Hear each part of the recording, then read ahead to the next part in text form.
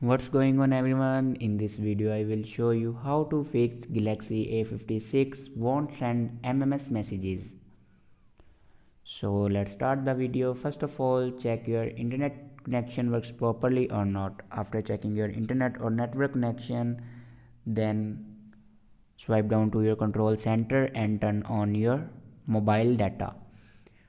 After turn on your mobile data, then open settings and scroll down and click on apps and then open messages app. Now click on storage and here you can clear the cache memory of messages app. After clear the cache memory of messages app, then go back to the main page of your settings and click on general management.